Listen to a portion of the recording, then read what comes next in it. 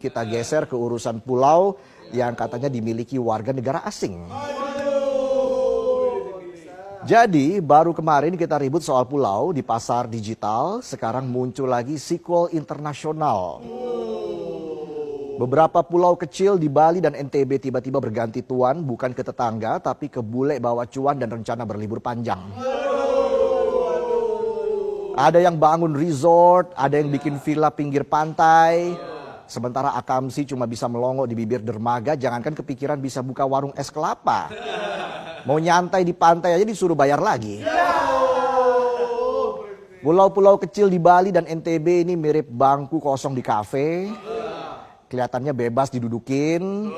Giliran mau tarik kursi, tiba-tiba ada yang teriak. Itu buat tapir saya, Bang. Saya kemana-mana bawa tapir. Menteri ATR BPN Nusron Wahid bilang ada sejumlah pulau kecil di Bali dan NTB yang udah dikuasai WNA. Nusron bilang di pulau itu sudah ada resort mewah, rumah ala sultan lengkap sama plang nama yang kalau dibaca sama warga lokal bibirnya bisa kram. Hurufnya konsonan semua. Udah kayak nama kiper Wojciechowski. Sekalinya ada huruf vokal panjang banget namanya. What is your name? My name is UYUVW Osas. Tapi Nusron belum tahu itu dibeli langsung atau lewat calo lokal yang licin kayak batu akik habis dipoles. Atau dibantu perusahaan dalam negeri. Pokoknya kata Nusron, sertifikat hak milik itu cuma boleh buat WNI. Tapi nyatanya di lapangan, yang punya malah orang asing yang masih bingung bedain kata mantan sama manten. Padahal aturannya jelas, ada Undang-Undang Pokok Agraria nomor 5 tahun 1960. Tahun 1960 Mick Jagger masih ngide tuh bikin Rolling Stone ya. Bahkan kalau bentuknya cuma hak guna bangunan, itu tetap harus lewat Badan Hukum Indonesia. Jadi kalau ada investor asing yang ngeklaim punya pulau, harusnya mereka cuma numpang lewat dalam kerangka hukum. Bukan numpang ngebos sampai warga asli cuma jadi penonton di halaman rumah sendiri. Itu juga kalau halamannya belum dikasih plang private no entry. Kementerian Kelautan dan Perikanan langsung turun tangan buat ngecek apa benar di Bali dan NTB ada pulau yang dikuasain WNA. Tapi katanya sampai sekarang belum ada laporan resmi. Di sisi lain Gubernur Bali Wayan Koster bilang gak ada tuh pulau kecil di Bali yang dikuasain asing. Katanya Nusa Penida, Nusa Lembongan, Nusa Ceningan sampai Nusa Menjangan itu jelas milik Indonesia. Ya memang secara peta pulaunya punya kita. Tapi rakyat kita cuma bisa lihat dari luar pagar. Itu juga kalau nggak diusir sama security bilingual. Koster juga bilang WNA di sana cuma investasi doang buat pariwisata. Dan kalau ada yang nakal, bakal diambil tindakan. Tindakannya foto sama bule buat pamflet pas kampanye. Dengan caption, demi pembangunan investasi lancar.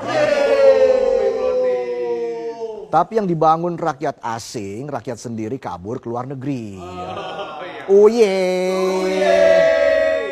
Sementara itu Pemprov NTB ngaku nggak tahu soal dugaan pulau kecil dikuasain asing. Kata Kepala Dinas Kelautan, itu bukan urusan kami ya. Itu urusan Badan Pertanahan, kita nggak ngeluarin sertifikat. Dan yang bikin miris dari 17.343 pulau kecil di Indonesia, cuma 1.349 yang sudah bersertifikat. 15.977 sisanya masih jomblo, nggak punya status, nggak ada yang ngakuin.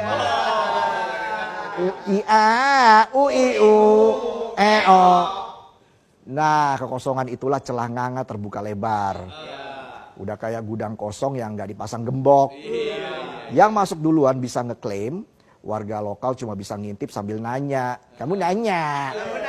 Kamu bertanya-tanya. Sertifikat nggak ada, batas wilayah nggak jelas, penjaga nggak datang-datang. Ujung-ujungnya orang asing yang ngakuin duluan. Sementara rakyat sibuk nyari tambahan buat bayar pajak bumi dan bangunan. Dan pulau-pulau yang belum bersertifikat itu bisa aja tiba-tiba nongol di situs jual beli internasional.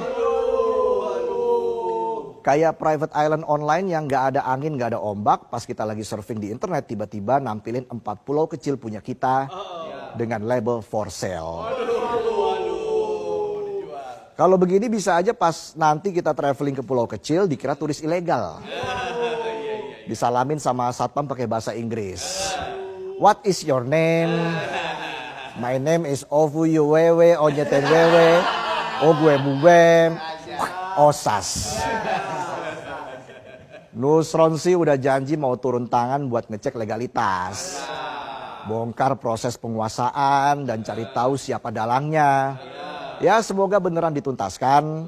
Gak sekedar turun tangan tanpa langkah. Kayak orang ngajak berantem di grup WA. Pas ketemu diem-dieman. Habis itu klarifikasi. Gue kebawa emosi. Push rank PUBG gak chicken-chicken.